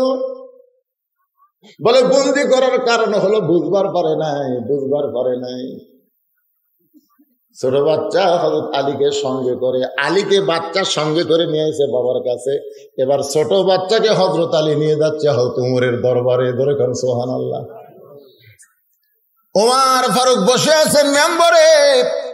আলীকে দেখার সঙ্গে সঙ্গে লাফটা উঠে বলতেছে, আপনি কেন আইছেন? আপনি না এসে আমারে ডাকলি তো আমি আপনার কাছে যাইতাম। আলী বলতেছে, আপনি হলেন আমিরুল মুমিনিন। ওমর ফারুক বলতেছেন, আপনি হলেন আমার ওস্তাদ। যেরকম সুবহানাল্লাহ। কারণ আল্লাহ রাসূল দুনিয়া থেকে বিদায় নেওয়ার পরে একেবারে বারবার এটি আসা লাগে, কি হয় না? ওমর ফারুক দুনিয়া থেকে বিদায় নেওয়ার পরে প্রত্যেকটা সাহাবী হযরত আলীকে ওস্তাদের মতো সম্মান করে। যেরকম সুবহানাল্লাহ। কেন করে? এই একটা হাদিস, আনা মাদিনাতুল ইলমি ওয়া আলিউ বাবুহা। আমি হচ্ছে এলেমের শহর, আলী হচ্ছে তার দরওয়াজা। কোন এলেম যদি নিবার চাও, আলীর নামক দরজার কাছে যাও। সুবহানাল্লাহ বলেন না কেন? ওস্তাদের সম্মান ইসলামে আছে না নাই? ইসলামে আছে, কিন্তু বাংলাদেশত নাই। ওস্তাদের কিন্তু খুবই সম্মান এখনো আছে, মাদ্রাসাতে আছে। এই হাফেজে মাদ্রাসা যাবেন, কওমি মাদ্রাসা যাবেন, ওস্তাদকে ছাত্ররা সেই সম্মান করে। আমি যখন হাফেজে মাদ্রাসার দাওয়াত নেই, দেখি এক ছাত্র এসে আমার লোক টানতেছে, তারপর আরেকজন এসে আমি কি কেন কি রে হুজুর খেদমত করতেছি, হুজুর দোয়া, এমনি দোয়া করতেছি যাতে আমার সুরগুড়ি লাগে, আমার অ্যালার্জি হতে পারে, আমাকে টিপিস না ভাই। মাদ্রাসা যাচ্ছে, পাওয়ার জুতে নেই ছাত্রের। ওস্তাদ থেকে এই মরুভূমির দেশে খালি পায়ে মাদ্রাসাতে আসিস, তো গরম লাগে না, পায়ের তালুক গরম লাগে না? মাদ্রাসা ছুটি হলে কামরাত যাবি, মাদ্রাসা ছুটি হলে যেই মাত্র ছাত্র কামরায় যায়, চকির তল থেকে জুতা বের করে বলে, এই জুতা আমি আগে পায়ে দিতাম, আর পায়ে দেই না, কাপড় জুতা পুরান হয়ে গেছে। পাগলা রে, তুই ছাত্র, এই জুতা পরে আগামীকাল তুই মাদ্রাসায় আসবি। ওস্তাদ ছাত্রকে দয়া কম করে না বেশি করে? আমি আর পায়ে দেই না বাজান, তুই পায়ে দিয়ে আসবি। ওস্তাদ জুতা জোড়া বগলের মধ্যে করে নিয়ে বাড়ির দিকে যায়, আর চিন্তা করে যেই জুতা হুজুর পায়ে দিছে সেই জুতা আমি যদি পায়ে দেই, ওস্তাদের সামনে আমার বেয়াদবি হয়ে যাবে। বাড়িতে যায়, জুতা পরিষ্কার করে জুতার কাপড় খুলে সেই কাপড় দিয়ে মাথার টুপি বানাইছে। পরদিন মাদ্রাসায় ওই টুপি মাথায় দিয়ে মাদ্রাসায়, ওস্তাদ পায়ের দিকে তাকে দেখে জুতা নেই। মনে মনে কয়, আমার পুরান জুতা দিয়ে তুই ফেলে দিছিস, আমার পুরান জুতা থেকে ঘৃণা করে পায়ে দিস নাই মনে মনে। আর জবান খুলে কয়, মাদ্রাসা ছুটি হলে তুই আমার কামরায় যাবি। যেই মাদ্রাসা ছুটি হয়েছে, ছাত্র কামরাত যাওয়া মাত্র চামড়ার চাবুক দিয়া পিটন শুরু হয়ে গেছে। মারতে মারতে একসময় ওস্তাদ বলে, টাকা থাকলে তোকে নতুন কিনে দিতাম, টাকা থাকলে তোরে নতুন জুতা কিনে দিতাম রে বাজান, আমার টাকা নাই বলে তোরে পুরনো জুতা দিলাম, আর তুই ফেলে দিয়ে খালি পায়ে মাদ্রাসা আসলি, এই জন্যই তোরে মারতেছি, তুই দেখেছি বলিস না। ওস্তাদ মুসকি মুসকি হাসে, গায়ের চামড়া দেওয়া রক্ত পড়তেছে, এত মার মারছে। তারপরে ছাত্র মুসকি মুসকি হাসে আর বলে, হুজুর আপনি খালি আমার পায়ের দিকে দেখেন, আমার মাথার দিকে আপনি দেখবেন না। ওস্তাদ মাথার দিকে তাকায় দেখে জুতার কাপড় দিয়া মাথার টুপি বানাইস। এত মার মেললাম বাবা, একটাবার যদি বলতিস আমি জুতার কাপড়টা মাথার টুপি বানাইছি, তোরে তো আর মারতাম না। ছাত্র বলে, হুজুর আমি কয়েকদিন আগে স্বপ্নে দেখলাম আল্লাহর কোরআন শিখতে যায়া ওস্তাদের হাতে যে জায়গায় পিটন পড়বে ওই জায়গায় জাহান্নামের আগুন কোনদিন লাগবে না। হুজুর আমাকে আরো মারে, মারতে মারতে আমাকে দেহ দিয়ে রক্ত বের করে দেন হুজুর, আমি জাহান্নামের আগুনে পড়তে পারবো না। ওস্তাদ ছাত্রকে বুকের মুখ দিয়ে, আল্লাহ কি দোয়া করব, আমি কি দোয়া করব, আল্লাহ আমার এই ছাত্রকে তুমি জগৎ বিখ্যাত আলেম বানায় দিও। এই ছাত্রের কেউ না, এই ছাত্রের নাম হলো আবু হানিফা নোমান ইবনে সাবিত। ওমর ফারুক বলতেছেন, আপনি কেন আইছেন? আমার ডাকলি তো আমি আপনার কাছে যাইতাম। ছোট্ট ছেলে দৌড়ে গিয়ে বলতেছে, আপনি হযরত ওমর, আপনি তো আমাকে কান্দে করে নিয়ে আইছেন। সুবহানাল্লাহ, সুবহানাল্লাহ, আপনি তো আমার কান্দ তুলছিলেন। হায় হায় হায় হায় হায়, বাংলাদেশের মতন ৯৬টা দেশের রাষ্ট্রপতি আপনি আমার কান্দত করে নিয়ে আসলেন না? যে মানুষ আমার কান্দত করে নিয়ে আসে আর সেই মানুষ আমার বাপক বন্দিত হচ্ছে, মনে হয় বাপের মারাত্মক অপরাধ আছে। আলী কালী মুসকে মুসকে হাসে। ওমর ফারুক বলে, হুজুর খবর কি? বলে, জেলখানার থেকে ছেলের বাপকে বার করে দেন, জেলখানার তালা খুলে দেন। ওমর ফারুক বলতেছে, আমি একলা না, হাজার হাজার সাহাবী মিলে পরামর্শ করে আমরা বেদুইন সাহাবীকে জেলখানায় বন্দি করেছি। কারণ 3টা মারাত্মক ওয়াজ করেছে, যে ওয়াজ মুসলমানের সামনে করা যায় না। আলী বলতে আমি শুনেছি এর চাইতে ভালো ওয়াজ আর হয় না। উমর ফারুক বলে, কি বলতেছেন, এর চাইতে ভালো ওয়াজ হয় না। আলী বলতেছে এর চাইতে ভালো ওয়াজ হয় না। উমর ফারুক বলতেছে এর চাইতে খারাপ ওয়াজ নাই। আলী বলতেছে এর চাইতে ভালো ওয়াজ নাই। উমর ফারুক বলতেছেন, কে ভাই আলী, আপনি কি বেদুইন সাহাবীর পক্ষ নিছেন? বলে, সাহাবীর পক্ষ না, আমি আল্লাহর কোরআনের পক্ষে। সুবহানাল্লাহ কর না কেন? আমার সামনে যারা বসে আছেন আপনারা সবাই কার পক্ষে? যারা যারা এই কোরআনের পক্ষে, দুই হাত তুলে দেখি। লিল্লাহি তাকবীর, হাত নামান। এই কোরআনের পক্ষে যারা, তাদেরকে দিয়ে আল্লাহ এইরকম মাদ্রাসাগুলো টিকাচ্ছে। প্রাইমারির বিল্ডিং করবার যায়, কোনোদিন হেড স্যার কইছে, বাবা রে আমার প্রাইমারি ছাত্র বেশি হইয়া গেছে, আমার একটা ঘর করা লাগবে বাবা, 1 বস্তা সিমেন্ট দে বাবা রে। কারণ হেডমাস্টার জানে একতলা ভাঙলে দোতলা সরকার করে দিবে। যেরকম কথা দেখি না, 90% মুসলমানের দেশের সরকার প্রাইমারি হাই স্কুল 2 তলা 3 তলা 4 তলা বানায় দেয়। আর এই ডুবল হটের মাদ্রাসা, কোরআনের ঘর, নবীর ঘর বানাতে গেলে সরকার 1 টাকাও দেয় না ভাই। আপনারা যারা হাত তুলছেন, আপনাদের দিয়েই এই মাদ্রাসার বিল্ডিং হবে। এই সময় যারা উঠবি, এখন যারা উঠবি, বুঝলেন, এই সময় যারা উঠবি, এতক্ষণ উঠছেন আমি কিছু কইনি, এখন যারা উঠবি, আল্লাহ তোমার কোরআন আমার হাতে, আল্লাহ কোরআনের পক্ষে 2 হাত তুলে দেখাছে। এখন যদি ওঠে এরা তার প্যারালাইসিস হয়, আল্লাহ এরকে তার প্যারালাইসিস হয়। এই শালা আমার হাঁটপের না পারে, হাঁটপের না পারে। ওয়াজ করেন মানে কয়টা বাজে হুশ করছেন? 1:45 বাজিছে, ওয়াজ তো করবোই। আলী আর উমরকে আমি ফেতনা বেঁধে দেবো নাকি? কিন্তু এই কোরআনের এতিম মাদ্রাসায় আমার নুরুল আলম জিয়াদি ভাই যে কে আদায় করছে আল্লাহ ভালো জানে। কে রে ওমর ফারুক খুঁটি রে, আমার কি কিছু করা লাগবে ভাই? আসলে মাদ্রাসার জন্য এত বড় কুরবানি করা হুজুর বাংলাদেশে খুব কম আছে। আপনার কাছে কি চাই? আমি আর বেশি কিছু চাবো না। 1 টাকার কোরআন শরীফ এর টাকা দেন, মাত্র 500 টাকা। একটা কোরআন 500 টাকা। আপনি একটা কোরআন শরীফ বাবদ 500 টাকা দিবেন। বাপ মা দাদা দাদি কবরে গেছে, আল্লাহ কবরে জান্নাতের চাদর দিবি। কে রে, নবীর মাদ্রাসা একটা কোরআন বাবদ 500 টাকা দেওয়ার কোনো আল্লাহর পাগলা নাই। কারণ দৌড় আসেন তো, যে হুজুর এই মাদ্রাসায় কোরআন শরীফ বাবদ আমি 500 টাকা দিলাম।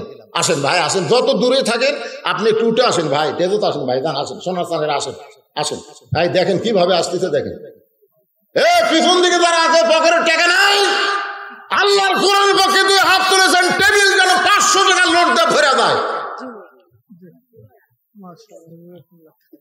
কেউ যদি মনে করে আমি 10টা কোরআন শরীফ দেবো, কেউ যদি মনে করে 50টা দিব, দেন কমপক্ষে একটা 500 টাকা। মাশাআল্লাহ মাশাআল্লাহ। এর মধ্যে আবার স্লিপ কারে, এই স্লিপ দেখলি তো ভয় লাগে। এই 500 টাকার মধ্যে আবার স্লিপ মারছে। 2 ছেলে 1 হাফেজ, মোহাম্মদ ওমর ফারুক ও জাকারিয়া, সেনাবাহিনীর ট্রেনিং চলিতেছে, দোয়া চাই 500 টাকা। মাশাআল্লাহ, আল্লাহ দোয়া করি, আল্লাহ এই 500 টাকা দান করছে, আল্লাহ বাপ মায়ের নেক নিয়ত নিয়ে কাছাকে কবুল করো। জোরে করে আমিন, জোরে করে আমিন। একজন উঠবেন না, একজন উঠবেন না, ওয়াজ না শুনে উঠবেন কেন?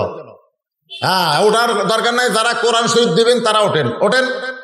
আর একবার চাদর যাবে, আর একবার ব্যাগ যাবে, তখন সব লোক বসেনি।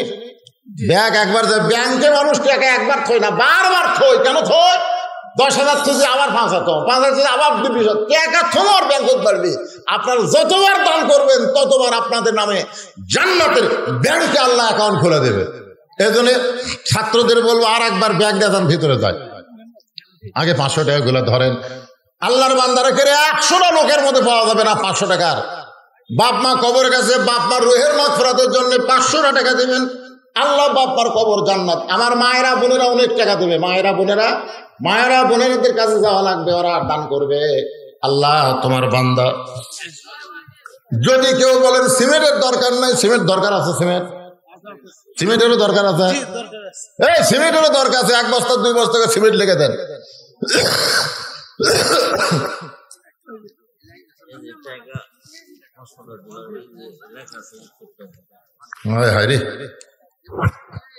টাকা কি উত্তরের টাকা না দানের টাকা?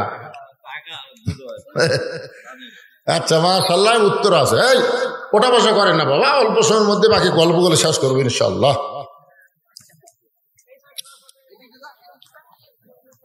মসজিদের ভিতরে প্রাইম ব্যাংকের ক্যালেন্ডার পশ্চিম দেওয়ালে উপর অংশে আছে। আমার প্রশ্ন, সুদের প্রচার প্রচারণার জন্য সমাজের ভিতর ক্যালেন্ডার, মসজিদের মধ্যে ক্যালেন্ডার রাখা কি জায়েজ? উত্তরে আসাইছিলাম জায়েজ। আগুন দিয়ে পুড়ে ফেলাতেন এতদিন। ফতুয়া ফতুয়া লাগে না। প্রাইম ব্যাংক, সুভিত্তিক ব্যাংক, এই ব্যাংকের আবার ফতুয়া লাগবে, পুড়বিন রে। এটা ফতুয়া ফতুয়া ফতুয়া দিচ্ছে। শ্বশুরক বেশি মহব্বত না বাবক বেশি মহব্বত, আবার ফতুয়া লাগবি। ক্যালেন্ডার বহু আছে, বহু আছে ক্যালেন্ডার বাড়ি বাড়ি সকলে। মসজিদ লাগান লাগবে না, মসজিদ অন্য কিছু লাগাবে না। আল্লাহর বান্দারা দেন ওদের ব্যাগ নিয়ে গেছে, কোরআন শরীফ বাবদ চাইছি, সিমেন্ট চাইছি। আল্লাহ নবীর ঘরে 5টা মিনিট ভাই তারা কোরআনকে ভালোবাসেন। এই কোরআনের জন্য যারা হাত তুলেছেন, প্রাইমারি সরকার করে দিবে, হাই স্কুল করে দিবে, কিন্তু এই মাদ্রাসা আপনাদের করা লাগবে, আপনাদের করতে হবে। ভাঙ্গে নতুন করে বিল্ডিং তৈরি করতেছে, নতুন বিল্ডিং এর জন্য আল্লাহর রাস্তায় দান করবেন। কেরে খালি ব্যাগ নিয়ে ফেরত আসতেছে নাকি রে? খালি ব্যাগ, এই ব্যাগ দাও, হ্যাঁ ব্যাগ নিয়ে যাও, দেন দেন সবাই দেন, 10, 20, 50, 100 যেটা পারবেন দান করবেন। একটু জিকির করেন লা ইলাহা ইল্লাল্লাহ। টাকার কিন্তু ঠিক খালি 500 টাকার, মাশাআল্লাহ। 1000 টাকার একটা লোটো নেই। আচ্ছা 1000 টাকা আছে। আগেকার যে সভাপতি সাহেব, মাদ্রাসার সভাপতি সাহেব, আমার হাতত কিছু দিবেন না, সব দিচ্ছেন না। প্রধান বক্তার জন্য কিছু থোয়া লাগে রে বা।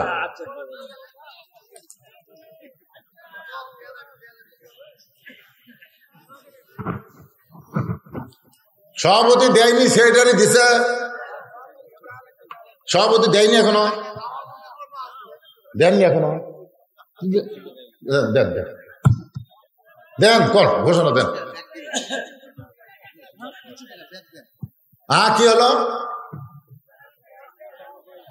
সভাপতি সাহেব 10,000 টাকা, একজনও মারহাবা হয়নি।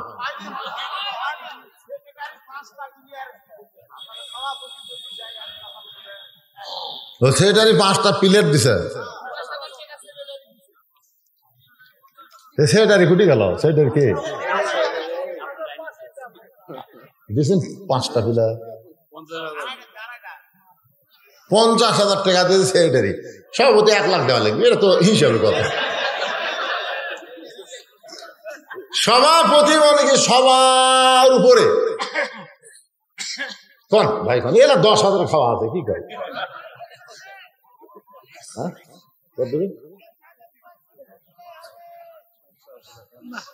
আর 10 সমস্যা আছে। আরে আপনারা কি জানেন ভিতরে ভিতরে সমস্যা আছে। দান আবার জোর করে চাওয়া হয় না, দান জোর করে চাইলে চাঁদা হয়। দান আপন ইচ্ছায় অন্তর থেকে যেটুকু দিবে ইনশাআল্লাহ তার মধ্যেই বরকত হবে। বাংলাদেশের কোন মসজিদ শুরু করছে হয়নি এরকম একটা নজির আছে? বাংলাদেশের মাদ্রাসার বিল্ডিং ভাঙ্গে নতুন তৈরি শুরু করছে হয়নি এরকম কোন নজির আছে? হবে। আর দুবল হাটি মালিকে করে সেই রাজার এলাকা। সব ব্যবসায়ী প্রতিষ্ঠান থেকে যদি আল্লাহর হস্তে দেওয়া শুরু করে ইনশাআল্লাহ মাদ্রাসা হয়ে যাবে। হবে। স্বামী মারা গেছে, স্বামীর রুহের মাগফিরাতে কোরআন শরীফ বাবদ 500 টাকা দান করেছে। আল্লাহ স্বামীর কবরটাকে জান্নাতের টুকরা বানায় দেন। আল্লাহুম্মা আমিন।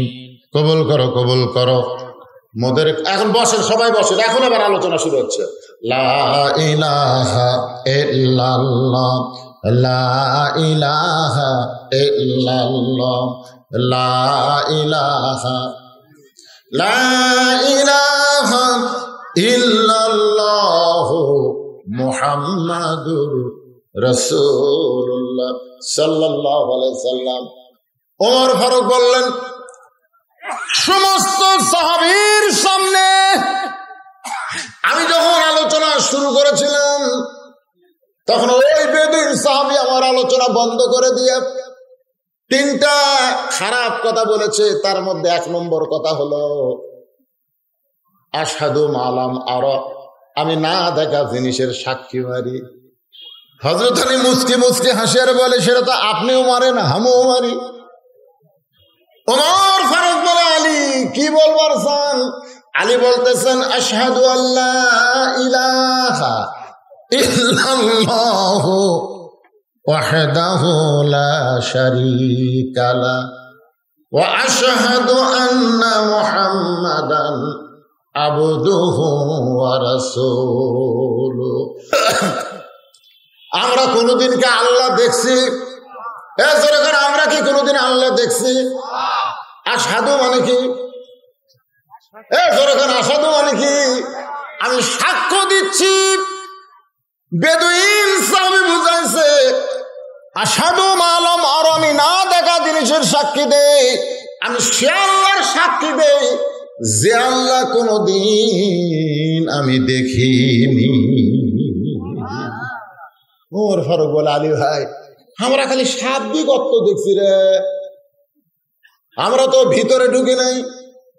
কিন্তু 2 নম্বর ওয়াজ করেছে ইন্নী উহিব্বুল ফিতনা, আমি ফিতনাকে মহব্বত করি। হযরত আলী বলতেছেন ইন্নামা আমওয়ালুকুম ওয়া আওলাদুকুম ফিতনা, সম্পদ আর সন্তান হলো বিপদের কারণ। এরপরে দুনিয়ার সমস্ত মানুষ এই 2টা ফিতনাকে মহব্বত করে। সন্তানকে সবাই মহব্বত করে, জানে তার সন্তান হিরোইন খায়, জানে তার সন্তান টুটু কোম্পানির ম্যানেজার, জানে তার সন্তান ফজরে আজান দিলে কম্বলের মধ্যে লুকায়, জানে তার সন্তান 4G মোবাইল নিয়ে সারাদিন ফ্রি ফায়ার পাবজি খেলতেছে। জোরে কোন কথা ঠিক না? আপনার বলেন তো, বাবা জানে কি জানে না? জোরে কোন জানে কি জানে না? এরপরও খাবার সময় বাবা ডাকতেছে, বাবা আসো একসঙ্গে বসে খাই। ফেরেশতা কয়, আল্লাহ কত শয়তান ছেলে, অথচ বাবা একসঙ্গে বসে খাবার চায়। আল্লাহ বলে, ফেরেশতা বাবা জানে সন্তান তার বিপদের কারণ, এরপরও সন্তানকে সে মহব্বত করে। আর একটা হলো আমওয়ালুকুম, সম্পদ হলো বিপদের কারণ। সম্পদ এত বড় বিপদ হবে, 2.5 টাকা যাকাত যদি আপনি না দেন, যদি আপনি ধনী হন, যাকাত দেওয়ার মতন সম্পদ আপনার থাকে, আর আপনি যদি না দেন, এই সম্পদ আপনার সবচাইতে বড় বিপদ হবে। তারপরেও মানুষ সম্পদকে ভালোবাসে। ধরে কোন কথা ঠিক কিনা? পকেট ভরা টাকা আছে, মসজিদের দান বাক্স মুখের সামনে আছে, পকেট ভরা টাকা। ভাই এটা শুনে দাও ভাই, কি একটু সামান্য ধৈর্য দিলে কি হবে? পকেট ভরা টাকা আছে, পারে মসজিদের দান বাক্স আছে, তুমি খালি চোখ বন্ধ করছে, মানে চোখ বন্ধ করে দেখতেছি 100 টাকা লোট আছে, 500 টাকা লোট আছে, 200 টাকা লোট আছে, কিন্তু 10 টাকা নাই। 10 টাকা লোট নাই। ফেরেশতা কয়, আল্লাহ আর পকেট ভরা টাকা, আর তোমার মসজিদের দান বাক্স ঠেলা মারলো। আল্লাহ কই সবচাইতে বড় বিপদত করলো এই সম্পদের কারণে। কথা কন না গান? আল্লাহর কোরআনে বলেছে ইন্নামা আমওয়ালুকুম ওয়া আওলাদুকুম ফিতনা, সম্পদ আর সন্তান হলো বিপদের কারণ। এই কারণেই বেদুইন সাহাবী বলেছে আমি ফিতনাকে মহব্বত করি। ওমর ফারুক বললেন, আলী ভাই আমরা খালি শাব্দিক অর্থ দেখেছি, কিন্তু ভিতরে তো আমরা ঢুকে দেখি নাই। কিন্তু এই যে বেদুইন সাহাবী কইল ইকরাহুল হক, আমি হককে পছন্দ করি না।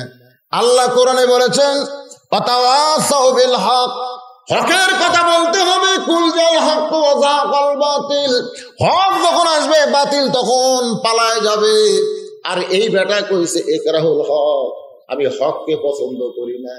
আলী কান্দের বলে, ওমর দুনিয়ার সবাই জানে জাত সাকারাতুল মাউত হাক্কুন, সবাই জানি মৃত্যু হয়, মৃত্যু হবেই, মৃত্যু সত্য। এরপরেও দুনিয়ার কেউ মৃত্যুকে পছন্দ করে না। এমন বুড়া মানুষও মৃত্যু পছন্দ করে না। স্বামীর ক্যান্সার হচ্ছে, ডাক্তার কাছে 1 মাস পরে মরবে, এরকম 1 মাস পরে স্বামী মারা যাবে, ক্যান্সার হচ্ছে। এখন বউ খালি স্বামীর বুকে হাত দেখে, আল্লাহ আমার হায়াত স্বামীর দাও, স্বামীর মৃত্যু আমাকে দাও, আল্লাহ আমার হায়াত স্বামীর দাও, আল্লাহ আর স্বামী মৃত্যু আমাকে দাও। স্বামী বউয়ের কপালে চুমা দেখে, রে তুই একটা বউ রে, আসলে তোর মতন বউ পাওয়া হলো ভাগ্য রে। কি কথা যে বউয়ের হায়াত স্বামীকে দিচ্ছে আর স্বামীর হায়াত তুমি নিচ্ছে। আল্লাহর কে কাম, 2 জন রাত্রে ঘুমাইছে এক ঘরে, আর ওই বাড়িতে একটা আড়িয়া গরু আছে। ধরে কোন কি গরু? আড়িয়া গরু। হঠাৎ দড়ি ছিঁড়েছে, দড়ি ছিঁড়া বাড়ির মধ্যে খাবার খুঁজতেছে, দেখে বারান্দার উপর একটা সিলভারের পাতিল, তলে চিটিয়া লাগি, চিটিয়া লাগি। আড়িয়া গরুর কিন্তু প্রিয় খাদ্য চিটিয়া লাগি।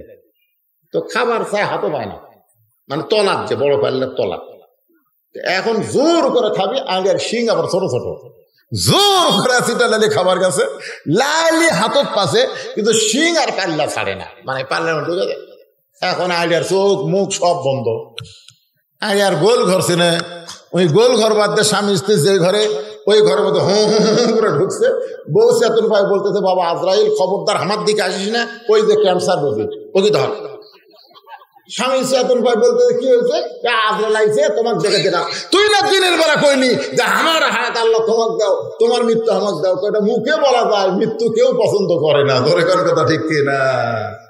সঙ্গে সঙ্গে হযরত ওমর মারছে দৌড়, এক দৌড়ে বেদুইনের কারাগার থেকে দরজা খুলে বুকের মধ্যে চাইবা ধরে বলতেছে, আলী তুমি যদি না থাকতা তাহলে আমরা সবাই হালাক ধ্বংস হয়ে যেতাম। ইন্নাল্লাহা ইয়ামুরুকুম আন তুআদ্দুল আমানাতি ইলা আহলিহা ওয়া ইযা হাকামতুম বাইনান নাস আন তাহকুমু বিল আদল। আল্লাহ সকলের জীবনে কবুল করুক, জোরে কোন আমিন। বেশি রাত্রে তুলে দিছে, এই জন্য রাত 1টা বাজছে, তো সমান নাই। কাজী সাহেব বাপ মার জন্য ইনশাল্লাহ মাশাল্লাহ 3000 টাকা দান করেছে, 6টা কোরআন শরীফ বাবদ আল্লাহ কবুল করে। ভাই সবাই মোনাজাত করো মাদ্রাসার জন্য, তালেব ইলমের জন্য, আপনাদের বাপ মার সকলের জন্য দোয়া হবে। আস্তাগফিরুল্লাহ পড়েন, আস্তাগফিরুল্লাহ আস্তাগফিরুল্লাহ রাব্বি মিন কুল্লি যামবি ওয়া তুবু ইলাইহি লা হাওলা ওয়া লা কুওয়াতা ইল্লা বিল্লাহিল আলিয়্যিল আযীম। অসুস্থ মানুষ সবার জন্য দোয়া করেন। আল্লাহুম্মা আমিন।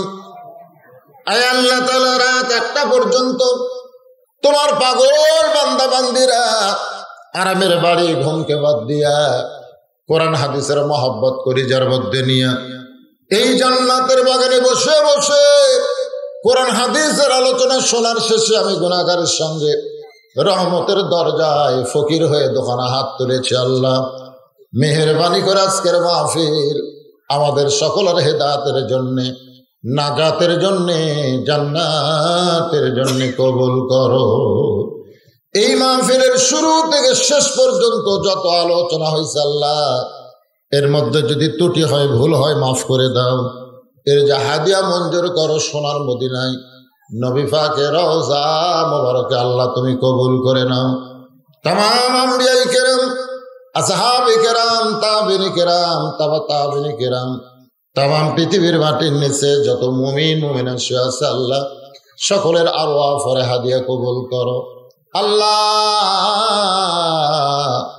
আমরা যারা হাত তুলেছি আল্লাহ, আমাদের জনম দুঃখনী মা যাদের কবরে চলে গেছে আল্লাহ, ছোট্ট একটা শব্দ হলো মা, এই নামের মধ্যে কি মধু, যাদের মা নাই তারাই বুঝতেছে। এই দরদের মা যাদের কবরে গেছে আল্লাহ মেহেরবানি করে মায়ের কবর জান্নাতের টুকরা বানিয়ে দাও। বাবার বাড়ি ঘর সবই আছে, আমি সহ আমরা যারা বাবা হারাইতিম হয়ে গেছি আল্লাহ মেহেরবানি করে বাবার কবর জান্নাতের টুকরা বানিয়ে দাও। আমাদের দাদা দাদি নানা নানি আত্মীয় স্বজন শ্বশুর শাশুড়ি যাদের কবরে গেছে আল্লাহ মাফ করে দাও। আল্লাহ যারা কষ্ট করে মেহনত করে এত সুন্দর আয়োজন করেছে আল্লাহ তাদেরকে তুমি জান্নাতি কবুল করো। এই দুবলহাটি মাদ্রাসাকে কিয়ামত পর্যন্ত তুমি কবুল করো।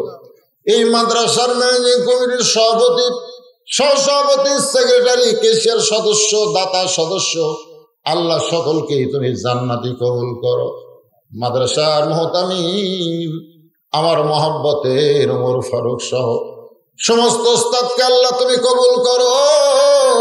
তালবে ইলমদের কবুল করো। যাদের মাথায় পাগড়ি দেওয়া হলো আল্লাহ সকলকে হক্কানি হাফেজ আলেম কবুল করো।